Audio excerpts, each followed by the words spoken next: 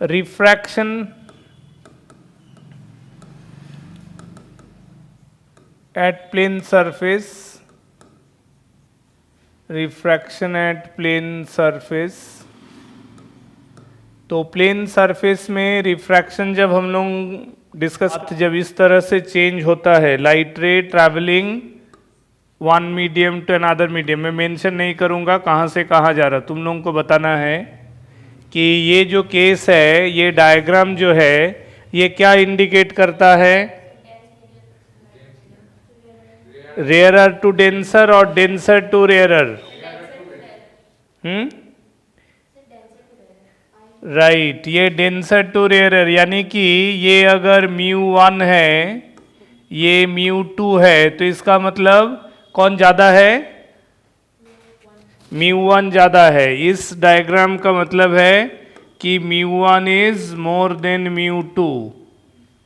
ठीक है, denser to rarer जा रहा। लाइट जब भी एक ऑप्टिकल मीडियम से दूसरा ऑप्टिकल मीडियम ट्रैवल करेगा और as a result of that transmission of light from one optical medium to another, if it is moving away from the normal, that means it is going from denser to rarer। वही अगर मैं ये light रे का ये diagram draw करूं, ठीक है, provided this is angle of incidence, this is angle of reflection, ये μ1 है, ये μ2 है, तो अब केस क्या है? अब रेयरर टू डेंसर जा रहा है, यानी कि this time μ1 is less than μ2। ये बेसिक बात है, हम लोगों को समझ में आता है। ठीक है, क्लियर है कि नहीं? अगर मैं एक केस ऐसे लूँ, अगर एक केस ऐसे लूँ कि लाइट ऐसे ट्रैवल कर रहा है, light is travelling this way, ये ऐसे ट्रैवल कर रहा है, this is I, this is R, which is equal to I only. ये μ1 है, ये μ2 है, इसका क्या मतलब है? Correct, no deviation for light travelling from one optical medium to another optical medium as per diagram. So this is the case, no deviation, right, no deviation means it is μ1 is equal to μ2. Refractive index of the first medium will be equal to that in the second medium. Clear है बात? समझ में आ रहा है? Very good. अच्छा, मेरे को एक चीज बताओ, ये लाइट रे जब ये केस 1 जो था, केस 1 में स्पीड ऑफ लाइट जो है कौन से मीडियम में ज़्यादा है?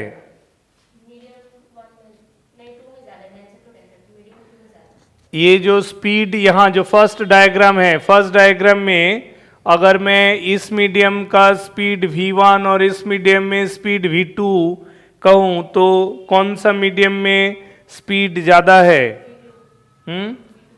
v2 ज़्यादा है, राइट। यहाँ इसका मतलब है लाइट जब ट्रैवल करेगा डेंसर टू रेयरर, तो स्पीड ऑफ लाइट इंक्रीज करेगा, स्पीड ऑफ लाइट इंक्रीज करेगा। ठीक है, और इस केस में यहाँ अगर स्पीड v1 यहाँ v2 है, तो यहाँ क्या है?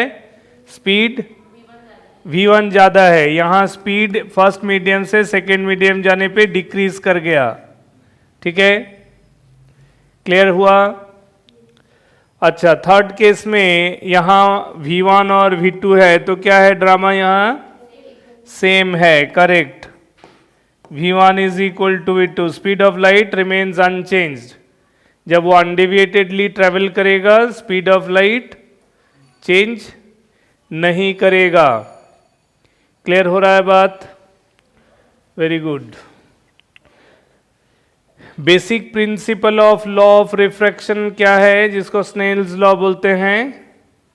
ये जो लाइट जो एक पर्टिकुलर केस में, इधर केस 1 और केस 2, लाइट में जो चाहे वो डेंसर टू रेयरर जा रहा है या रेयरर टू डेंसर जा रहा है, for different value of I, corresponding R vary करेगा, लेकिन ratio of sine I to sine R constant रहेगा।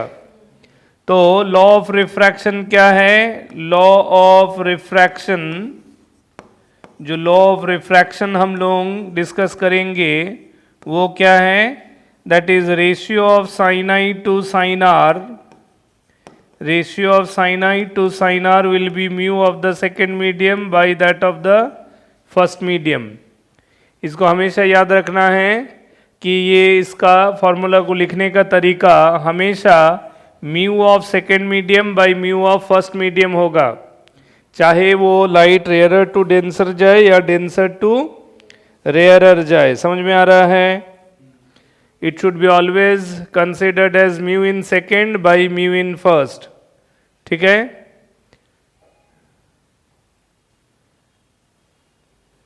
और इसको ऐसे भी लिखा जाता है, this is sine of I to sine of R, है ना, 1 म्यू 2, मतलब लाइट जो है first medium to second medium जा रहा है, इसी को हम लोग म्यू 2 बाई म्यू 1 लिखते हैं। ठीक है? अच्छा, ये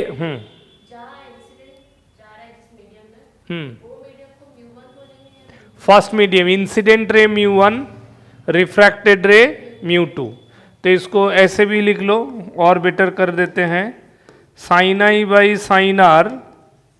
ठीक है? ये म्यू इन सेकेंड मीडियम, बात क्लियर है? Mu in second medium by mu in first medium, कोई झमेला में जाना नहीं है, रेयरर टू डेंसर या डेंसर टू रेयरर, हमेशा याद रखेंगे mu second by mu first. Second का मतलब है रिफ्रैक्टेड रे जहां होगा, फर्स्ट का मतलब इंसिडेंट रे। ठीक है?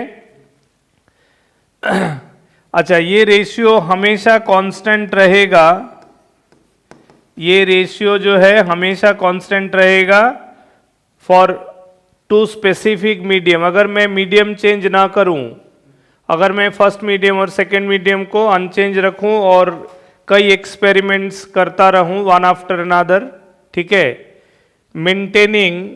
Maintaining the mu value of the two medium, first medium का म्यू, सेकेंड मीडियम के म्यू, दोनों का अनचेंज रखूं, और मैं एक ही केस में अलग अलग वैल्यू का आई अगर लेता रहूं तो करस्पॉन्डिंग आर चेंज होगा, लेकिन साइन आई चेंज होगा तो साइन आर भी चेंज होगा, but the change will take in place such that the ratio will remain constant. ठीक है? यही कारण है कि अगर आई इंक्रीज होगा तो करस्पॉन्डिंग आर भी इंक्रीज होगा, आई डिक्रीज होगा तो करस्पॉन्डिंग आर भी डिक्रीज होगा, कारण मेरे को रेशियो सेम रखना है।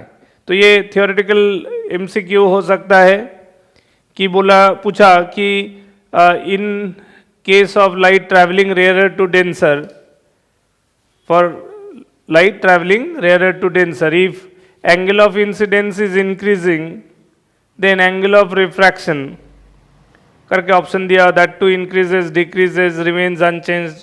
तो चूंकि ये रेशियो है और आई और आर ये दोनों एक्यूट एंगल ही है, तो एक्यूट एंगल यानी 0 से 90 के बीच में साइन एक इंक्रीजिंग ट्रिगोनोमेट्रिकल टर्म है। ठीक है? तो आई इंक्रीज करेगा तो उसके वजह से करस्पॉन्डिंग आर भी इंक्रीज करेगा। क्लियर है बात? बढ़िया। तो ये हुआ। हाँ, इसमें अगर मैं जैसे फॉर रेयरर टू डेंसर अगर मैं जाऊं, ध्यान से बात को सुनो, केस 1 अगर मैं रेयरर टू डेंसर का बात कर रहा हूं, case 1, if μ1 is less than μ2, then for all possible cases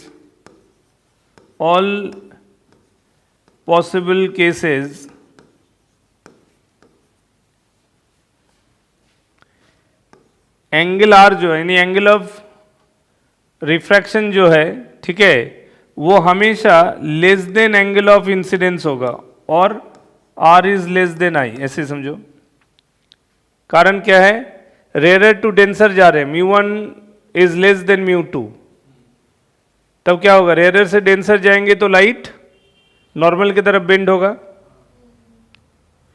light normal की तरफ बेंड होगा, तो उसमें आई बड़ा आर छोटा, ठीक है। तो range of I and range of R में अगर this implies that I belongs to open interval 0 से π/2 एंड एंगल आर वो भी बिलोंग्स टू 0 to π/2, कभी इसके बाहर नहीं जा सकता है, प्रोवाइडेड आर हमेशा लेस देन आई है। मतलब समझ रहे हो, कंफ्यूज मत होना, मैं कहना क्या चाह रहा हूं एक बार फिर से समझो। मैं ये जो डायग्राम लिया, ये है ना वो केस जिसका बात कर रहा हूं, μ1 इज लेस देन μ2। तो ध्यान से देखो, ये एंगल छोटा है ना, ये बड़ा है, लेकिन विथ रेस्पेक्ट टू ये जो नॉर्मल है, नॉर्मल के रेस्पेक्ट में अगर देखा जाए तो in two different medium, first medium second medium, incident ray और रिफ्रैक्टेड रे दोनों अदर साइड है ना, तो दोनों ही एक्यूट एंगल बनाएगा। कभी आर का वैल्यू ऑब्ट्यूज एंगल आ सकता है क्या? नहीं। आई का वैल्यू कभी ऑब्ट्यूज एंगल जा सकता है कि नहीं? ठीक है, तो लॉ ऑफ रिफ्रैक्शन के लिए इस फॉर्मूला सेटिस्फाई होगा, जहां हमारा आई हमेशा आर से ज्यादा होगा, sine I will always remain greater than sine R, और रेंज ऑफ आई और रेंज ऑफ आर दोनों ही 0 to π/2 के बीच में होगा, ओपन इंटरवल, उसीलिए ओपन लिखा। फर्स्ट ब्रैकेट के बीच का मतलब है कि एक्सट्रीम वैल्यूज के बराबर नहीं हो सकता है। नहीं, कब इक्वल टू π/2 करेंगे तो वो तो अलोंग द नॉर्मल चला जाएगा, तब तो अनडिविएटेड हो जाएगा। जो एक अनडिविएटेड वाला ये जो केस किया था, ये जब आई का कोई एक वैल्यू है अदर देन 0, तब आई और आर इक्वल है, मतलब वो सेम मीडियम है। लेकिन यही अगर आई 0 कर देंगे और तब भी अनडिविएटेड जाएगा, in spite of the fact that कि दो अलग अलग मीडियम है, मतलब नॉर्मल इंसिडेंस ट्रेवल्स अनडिविएटेडली। क्या वो रेयरर टू डेंसर में होता है या डेंसर टू रेयरर में होता है? दोनों में होता है। तो ये भी एक पॉइंट है, नोट करेंगे, ठीक है। For normal incidence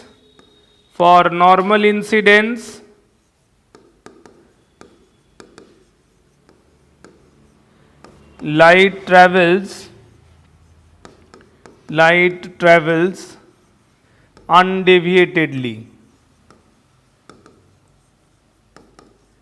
light travels undeviatedly दोनों ही केस में, for rarer to denser as well as for क्या, डेंसर टू रेयरर, याद रखना है ना। दोनों ही केस में लाइट जो है अनडेविएटेडली ट्रेवल करेगा, हाँ, along the normal incidence. Important क्या है? फॉर नॉर्मल इंसिडेंस, याद रखना, ठीक है। यहां दोनों ऑप्टिकल मीडियम डिफरेंट है, तब भी वो अनडेविएटेडली ट्रेवल करेगा, ठीक है।